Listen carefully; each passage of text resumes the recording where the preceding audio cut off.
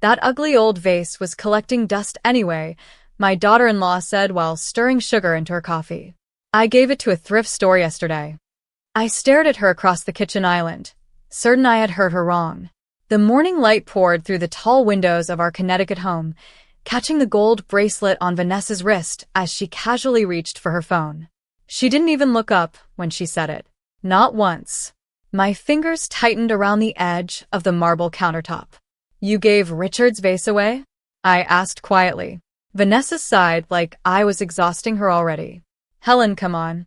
It was chipped, outdated, and honestly kind of depressing. The living room finally looks clean without it. Clean. That word settled into my chest like cold rain.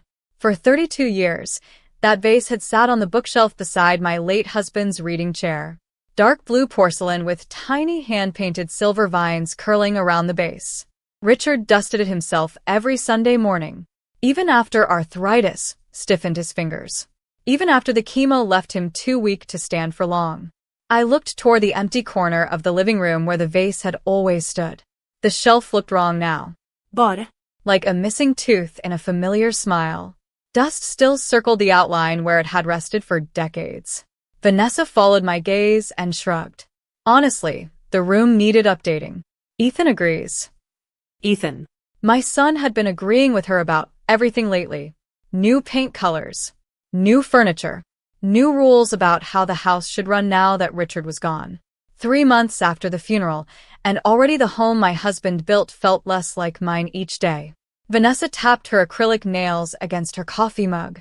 You should thank me, actually. The place was starting to look like a museum. I nodded slowly, but inside my mind something had already started turning. Because Richard never let anyone touch that vase. Not movers. Not cleaners. Not even me. Once, years ago, Ethan accidentally knocked it sideways while roughhousing with friends during Thanksgiving. Richard had gone pale so fast, I thought he was having a heart attack. He grabbed the vase with both hands and carried it upstairs himself. Later that night, when I teased him for overreacting, he looked at me strangely and said, "Some things matter because of what they carry inside them." At the time, I assumed he meant memories. After all, Richard was sentimental in quiet ways. The kind of man who kept movie ticket stubs in desk drawers and anniversary cards tucked inside old books. But standing there now, watching Vanessa scroll through kitchen renovation ideas on her phone while my husband's vase sat somewhere in a stranger's hands, I suddenly remembered something else. The night before Richard died, he stood alone in the living room wearing his navy robe, staring at that vase for a very long time. I had asked him if he was coming to bed. He smiled softly and rested his hand against the porcelain. "Promise me something, Helen," he said. "No matter what happens after I'm gone, keep this safe." At the time, grief had swallowed the meaning of those words before I could fully hold on to them. But now they came back sharp and clear. I looked at Vanessa again. She was still talking about replacing the curtains with something lighter and more modern. She never noticed my silence, never noticed the way my hands trembled slightly at my sides. And the strangest part was this. She never once asked why Richard cared so much about that vase.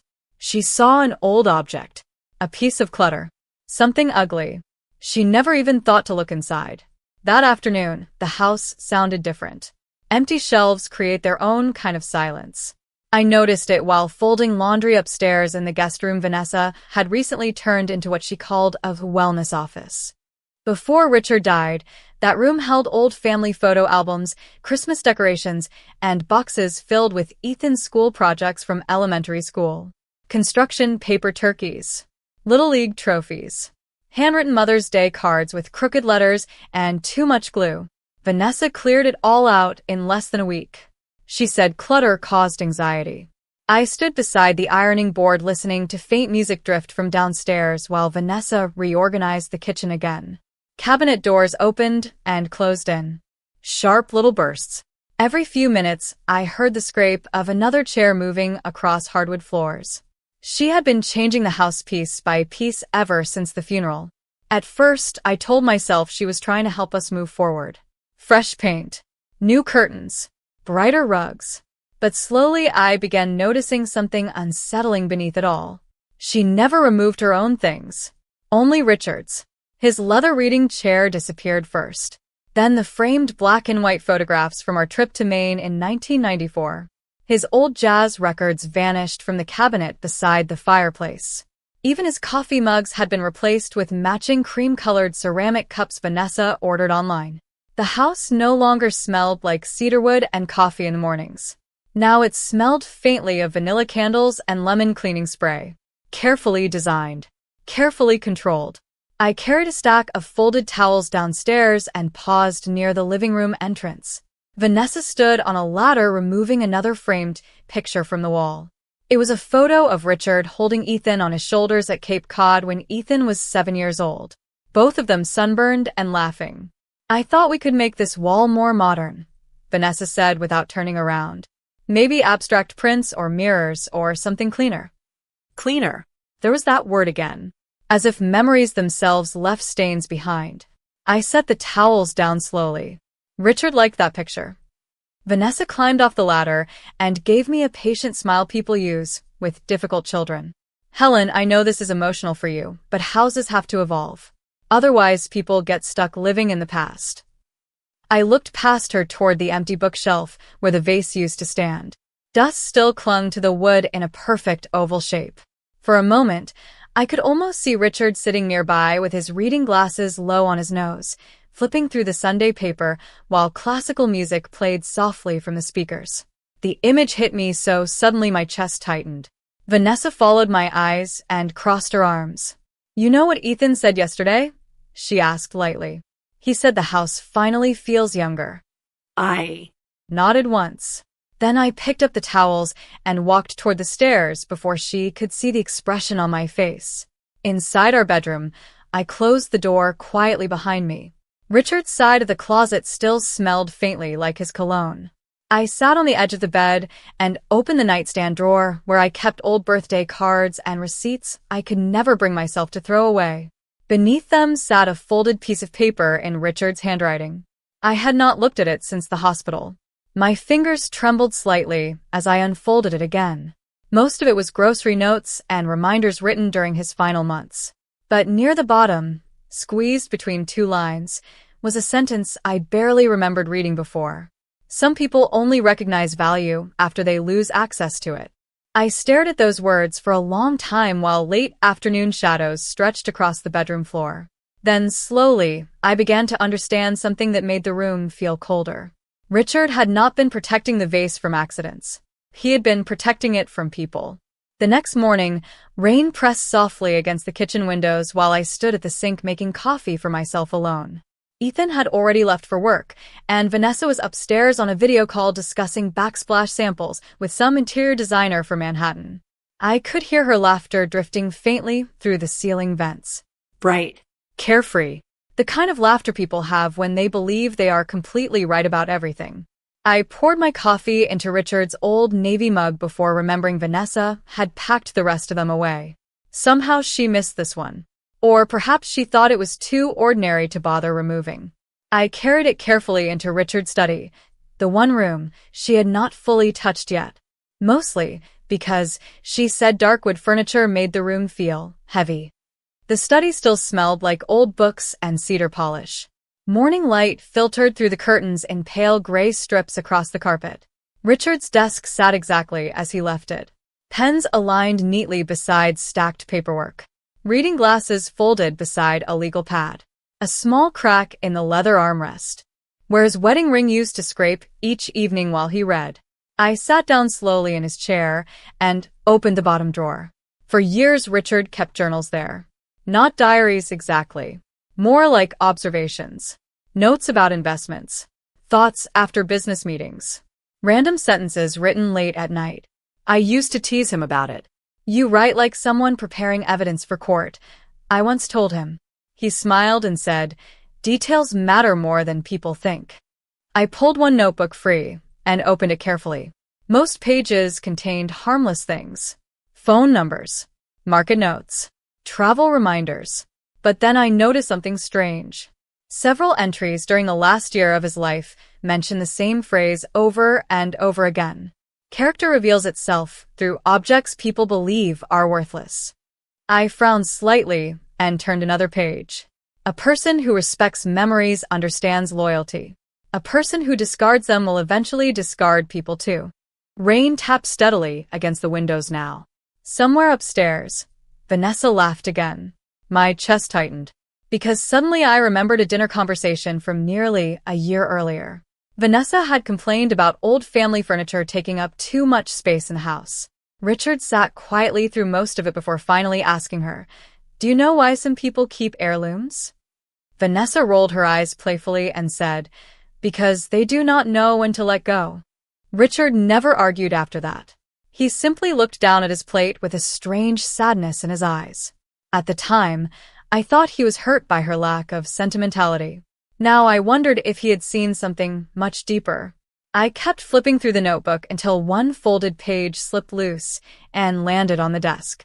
My breath caught immediately when I recognized the handwriting. It was sharper than usual, written slowly, as if every word mattered. If Helen ever reads this, then events unfolded exactly as I feared. I stared at the sentence for several seconds before continuing. There are things hidden where shallow eyes would never think to look. I pray she remembers what matters before others destroy it. My hands went cold. Downstairs, the front door opened and closed, Vanessa calling out cheerfully that she was heading to Pilates. Her heels clicked across the foyer floor before fading outside. I remained frozen at the desk, listening to the silence she left behind. Then I looked toward the bookshelf across the room where the vase once stood beside Richard's framed college photograph. The empty space seemed larger now, more deliberate. Richard knew. Somehow, long before his illness took him, he knew exactly the kind of woman Vanessa truly was.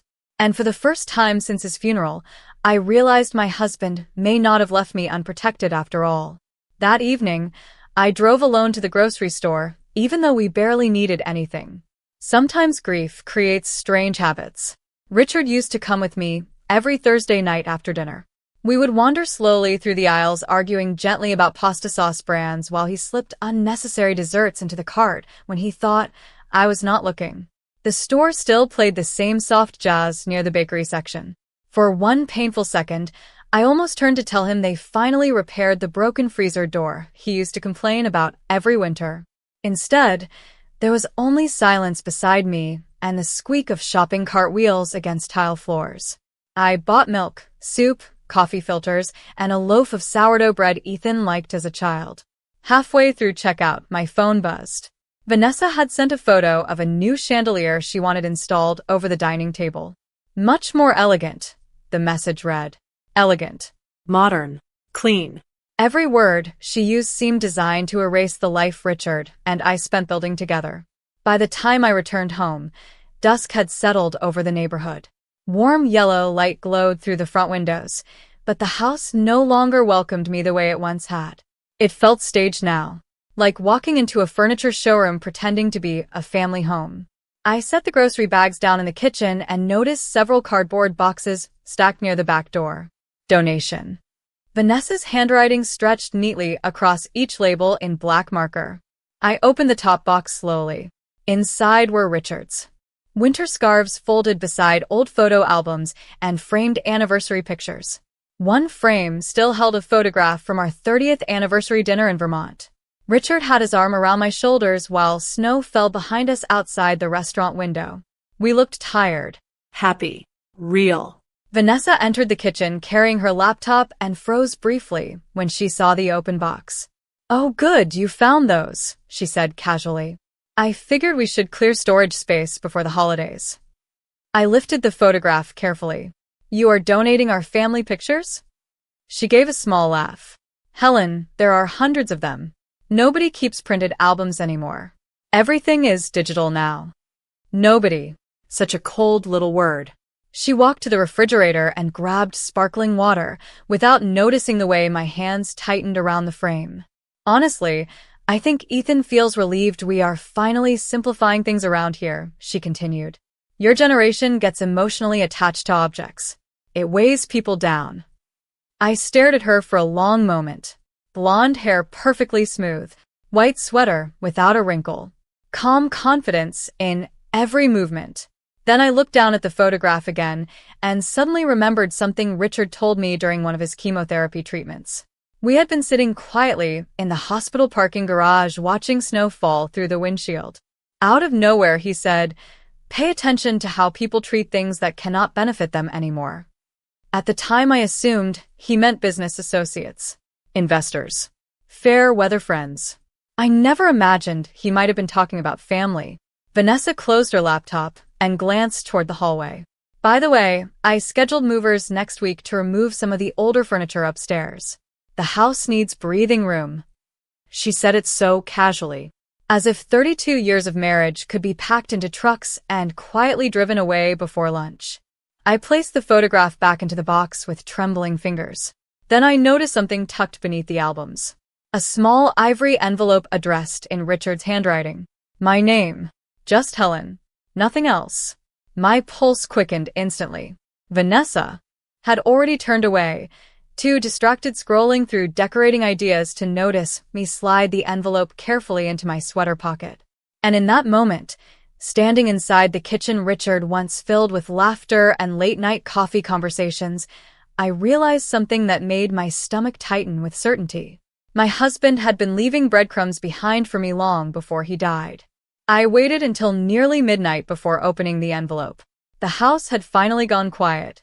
Ethan and Vanessa were asleep upstairs, and the dishwasher hummed softly in the kitchen like distant static. I sat alone in Richard's study, with only the desk lamp glowing beside me, casting warm amber light across the old wood surfaces. Outside, rain still clung to the windows in thin silver streaks. For a long moment, I simply held the envelope in my hands. Richard's handwriting alone was enough to tighten my chest. Strong, careful letters. Steady even during the final months when his body had begun failing him. I traced my thumb gently across my name before sliding the paper free. Inside was a single folded note and a small brass key taped to the corner. My breath caught immediately. The note was short. Typical Richard. He never wasted words. If you are reading this, then someone has already begun confusing sentiment with uselessness. Go see Arthur Bell. He will help you understand the rest. Trust your instincts, not appearances. Beneath the sentence was an address in downtown Hartford. My heart pounded hard enough that I could hear it in the silence of the room.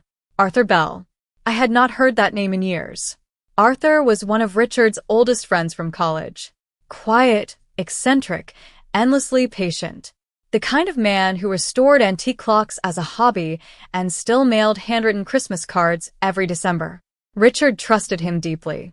I folded the note carefully and slipped the brass key into my palm. It was old and surprisingly heavy for its size. No label. No explanation.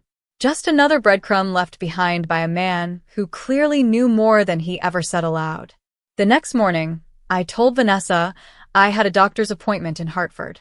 She barely looked up from her tablet while eating yogurt at the kitchen island. "Do you want me to reschedule the movers for next Thursday?" she asked casually. "I really want to finish the upstairs before Thanksgiving." Finish. Like grief itself was some renovation project with a deadline. "Thursday is fine," I said quietly. Ethan entered the kitchen adjusting his tie, distracted and half awake. For one painful second, I saw the little boy he used to be. The child who ran downstairs every Christmas morning in footed pajamas. The teenager who once stayed up all night building a birdhouse with Richard in the garage.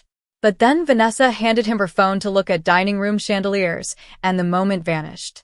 During the drive to Hartford, autumn leaves swirled across wet roads in shades of amber and rust. Richard used to love this time of year. He always said New England looked most honest in October because even beautiful things had to reveal how close they were to ending. Arthur's shop sat on a narrow side street between a tailor and an old bookstore. The faded sign above the door read Bell Restoration and Appraisals. Tiny brass bells chimed softly when I stepped inside. The air smelled like cedarwood, machine oil, and old paper. Clocks ticked quietly from every direction. Arthur looked up from behind a workbench and froze the moment he saw me. He had aged dramatically since Richard's funeral. Thinner now. White hair neatly combed back. Gold-rimmed glasses, slipping low on his nose. "Helen," he said softly, standing immediately. "I was wondering when you might come." Something inside me tightened instantly. "You knew Richard left me something." Arthur glanced toward the shop window before locking the front door without answering right away. Then he looked down at the brass key still resting in my hand. His expression changed completely. Not surprise. Recognition. "Dear God," he whispered quietly. Then it already happened. My throat went dry. "Arthur," I asked slowly, "what exactly did my husband think was going to happen after he died?" Arthur stared at me for several long seconds before finally speaking in a voice so low it barely rose above the ticking clocks around us. "Richard believed someone in your family would eventually reveal who they truly were the moment they thought his memories no longer had value." Arthur led me through a narrow hallway behind the workshop into a small office lined floor to ceiling with books and antique maps. The room smelled faintly of pipe tobacco, even though Richard had forced Arthur to quit smoking nearly 20 years ago. A single brass lamp glowed softly beside stacks of paperwork tied with fading ribbon. Arthur closed the door carefully before sitting across from me at a round wooden table scarred by decades of use. For a few moments, neither of us spoke. The ticking from the shop outside filled the silence like a second heartbeat. Finally, Arthur removed his glasses and rubbed his eyes slowly. "Richard came to see me 6 months before he died," he said quietly. "By then, he already knew the treatments were failing." I stared down at the brass key resting in my hand. Somehow hearing it spoken aloud made everything feel more final, more deliberate. Arthur folded his hands together carefully. He was not afraid of dying, Helen. He was afraid of what would happen to everything he built after he was gone. A heaviness settled in my chest. He thought Ethan would change? Arthur hesitated just long enough to answer the question for me. "No," he said softly. He thought Ethan already had. Outside the office, one of the clocks chimed noon in a slow, mournful rhythm. Arthur stood and crossed toward a tall filing cabinet tucked beside the bookshelf. From the bottom drawer, he removed a thin leather folder and placed it gently in front of me. My pulse quickened immediately when I recognized Richard's handwriting on the cover. "For Helen, only if necessary." My fingertips trembled slightly as I opened it. Inside were appraisal papers, old receipts, handwritten notes, and several photographs of the vase taken from different angles. One image showed the bottom carefully removed, revealing a hidden compartment built into the porcelain vase. My breath caught sharply. Arthur nodded once. "The compartment was custom-made in Florence back in 1989 during your anniversary trip. Richard paid a craftsman privately." I looked up slowly. What did he keep inside? Arthur met my eyes carefully. Things he believed should only belong to someone capable of understanding their value. The words settled heavily between us. I turned another page and found a receipt from a small antique dealer outside Hartford dated just 3 days earlier. My stomach tightened instantly. "Arthur," I whispered. "This was after Vanessa donated it." He nodded grimly. The thrift store owner recognized the porcelain markings and contacted an appraiser before selling it.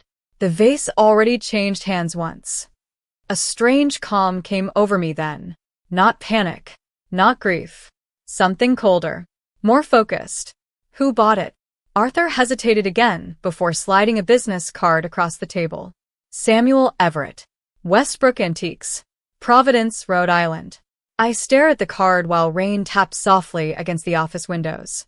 Providence was nearly 2 hours away. Arthur lowered his voice carefully.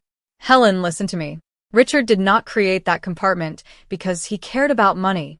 He created it because he understood human nature. He believed people reveal themselves most honestly when confronted with things they consider inconvenient, outdated, or emotionally burdensome." I thought about Vanessa calling memories clutter, about donation boxes stacked beside the kitchen door, about Ethan quietly agreeing while pieces of his father disappeared from the house one by one. Arthur leaned forward slightly. Richard wanted to know whether the people around him valued legacy or convenience. And I think he already knew the answer. I closed the folder slowly and slipped the business card into my purse.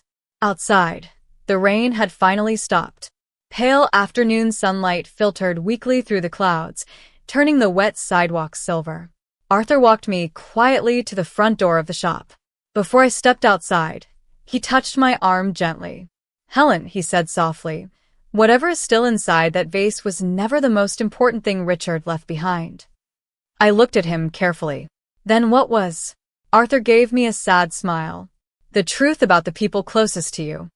I left Hartford just after 3 o'clock with the leather folder resting on the passenger seat beside me like something alive. The highway stretched gray beneath low autumn clouds while cold wind pushed fallen leaves across the asphalt in restless spirals. For most of the drive to Providence, I kept hearing Richard's voice in my mind. Calm. Measured. Patient. He had always believed people revealed themselves quietly through small choices nobody thought mattered. A returned shopping cart. A thank you note. The way someone handled old photographs after a funeral. By the time I crossed into Rhode Island, daylight had already begun fading into soft blue dusk. Westbrook Antiques sat near the waterfront inside a converted brick warehouse with tall arched windows and weathered green doors. A brass bell chimed softly when I stepped inside. The store smelled like old paper, cedar, and ocean air drifting faintly through cracked window frames. Lamps cast warm pools of golden light across crowded shelves filled with porcelain figurines, antique clocks, and faded paintings of ships at sea. Somewhere in the back, slow jazz played quietly through hidden speakers. An older man looked up from behind the register, tall and thin with silver hair and wire-rimmed glasses. "Samuel Everett. Can I help you?" he asked politely. I swallowed carefully before answering. "I believe you recently purchased a dark blue porcelain vase from a dealer in Hartford." Something flickered across his expression immediately. Recognition. "Ah," he said softly. "The Italian piece." My pulse quickened. "Do you still have it?" Samuel studied me for a moment before nodding slowly. "I almost sold it yesterday, actually, but something about it felt unusual." He disappeared into the back room, leaving me alone among rows of forgotten objects that once belonged to other families, other lives. I found myself wondering how many memories ended up in places like this simply because someone younger decided they were inconvenient. A few moments later, Samuel returned carrying the vase carefully in both hands. The moment I saw it, my chest tightened so sharply I had to steady myself against the counter. There it was, the silver vines curling around the porcelain. The tiny chip near the base from Ethan's childhood accident. Richard's vase. Somehow smaller than I remembered, and yet infinitely heavier. Samuel set it gently on the counter between us. "Beautiful craftsmanship," he said quietly. "Most people would not notice the hidden seam underneath." My breath caught instantly. "You found the compartment?" He nodded once. "I restore antiques. I notice details." A strange wave of relief washed through me. "Did you open it?" Samuel shook his head slowly. No. "Some objects carry private histories. I try to respect that." Respect. Such a simple word. Yet hearing it nearly brought tears to my eyes after weeks inside a house where memories were treated like clutter. Samuel looked at me carefully, then. "This belonged to someone important to you." It was not a question.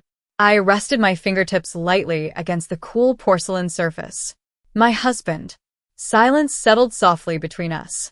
Then Samuel stepped aside and gestured toward a small sitting area near the back window overlooking the harbor.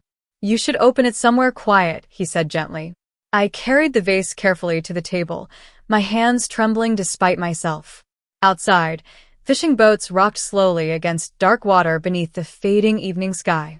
For a long moment, I simply stared at the hidden seam Richard had protected for so many years. Then I reached into my purse and removed the brass key Arthur had given me. It fit perfectly into the nearly invisible lock beneath the base.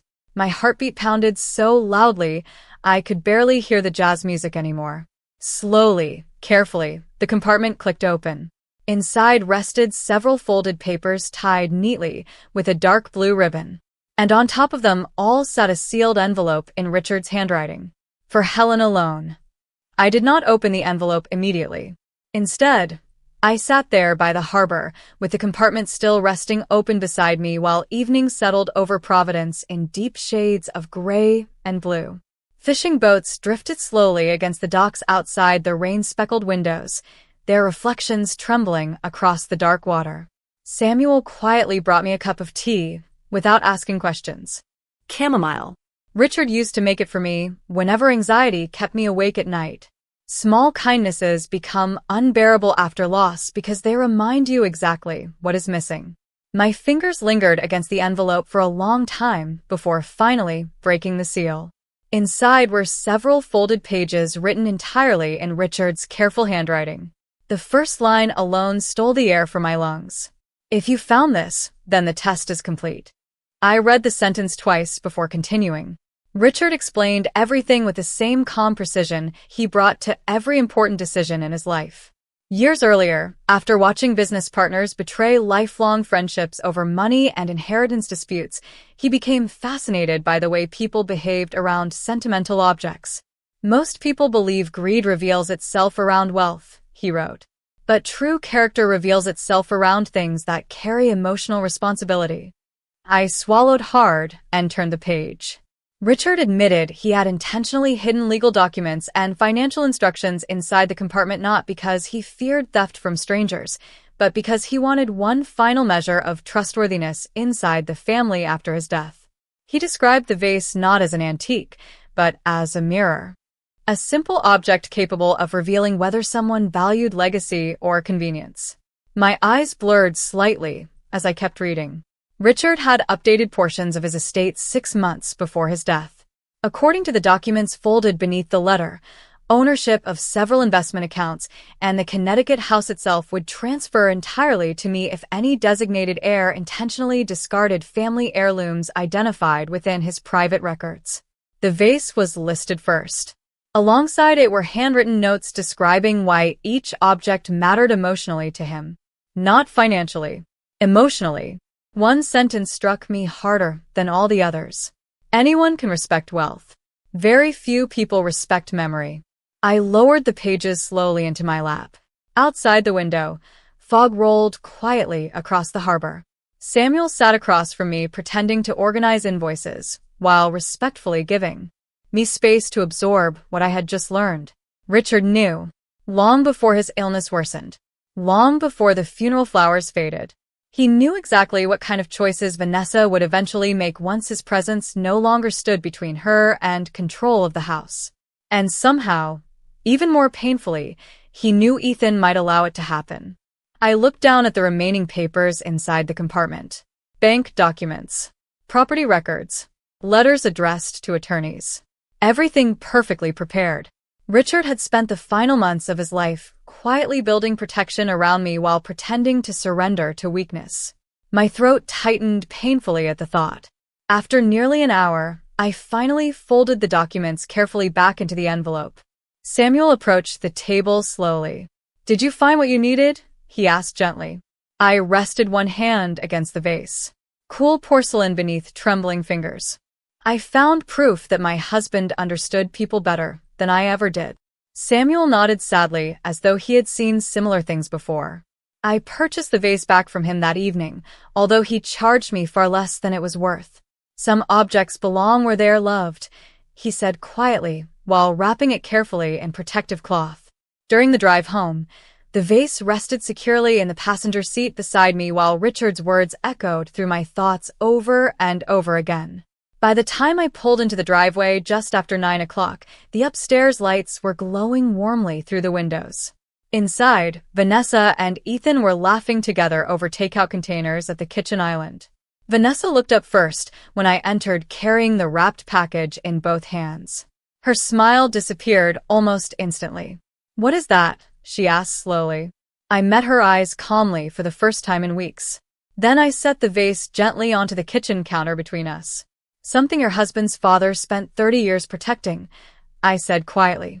And suddenly the entire house fell silent. Vanessa stared at the vase like she had seen a ghost.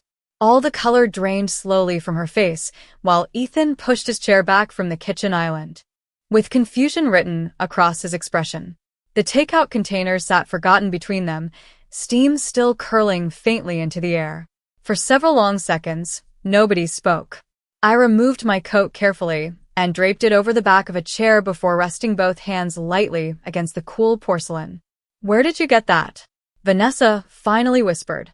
Her voice sounded smaller now, less certain. I looked at her calmly. From a man who understood the difference between objects and memories. Ethan frowned and stepped closer.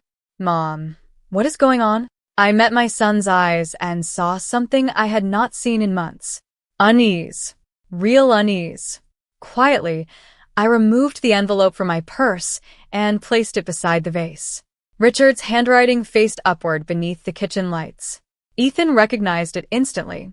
His expression shifted before he even touched the papers. "Dad wrote this," he asked softly. I nodded once. Months before he died. Vanessa folded her arms tightly across her chest. "Helen, if this is about the vase, I already said I was sorry. I did not know it mattered that much." I looked at her carefully then. Really looked at her. The polished hair. The expensive sweater. The impatience hidden beneath forced composure. And suddenly I understood something painful. Vanessa was not cruel in dramatic ways. She was cruel in efficient ways. The kind that slowly erased people while smiling politely over coffee. I slid the documents toward Ethan. "Read page 3. The kitchen grew so quiet I could hear the refrigerator humming softly behind us. Ethan unfolded the papers with trembling hands. His eyes moved slowly across the paragraphs until suddenly he stopped breathing for half a second. I watched the exact moment realization hit him. "Mom," he whispered hoarsely. Vanessa stepped beside him, trying to read over his shoulder. "What does it say?" Ethan swallowed hard before answering. "Dad amended the estate." Vanessa laughed nervously. "Okay, and?" Ethan looked up at her with an expression I had never seen directed toward his wife before. Disappointment. If any designated heir knowingly discarded protected family heirlooms, their inheritance rights were automatically revoked. The silence afterward felt enormous.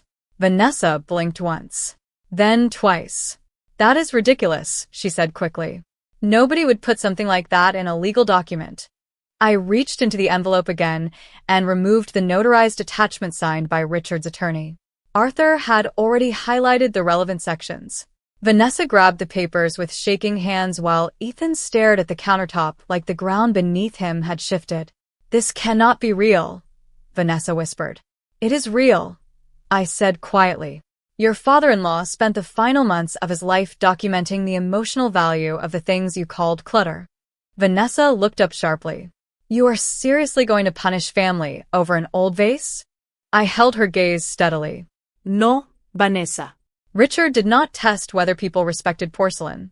He tested whether they respected memory. Her eyes filled instantly with anger now. So, this whole thing was some trap? I shook my head slowly. No. It was a mirror. Ethan lowered himself slowly into a chair, pale and silent. I could almost see years of ignored moments replaying behind his eyes. The donation boxes. The missing photographs. The quiet ways his father's presence had been erased room by room while he said nothing. Vanessa opened her mouth again, but no words came out this time. Because somewhere deep down, she already understood the truth. This was never really about money. It was about what people become once they believe someone old, grieving, or gone no longer deserves care. I lifted the vase carefully into my hands once more. The silver vines shimmered softly beneath the kitchen lights exactly the way they always had beside Richard's chair. For the first time since his funeral, the house no longer felt cold to me. I looked at Ethan one final time before turning toward the staircase. "Your father once wrote something I did not fully understand until now," I said quietly. "Anyone can respect wealth. Very few people know how to respect what built it." Then I carried the vase upstairs while the silence behind me said everything no one in that kitchen could anymore.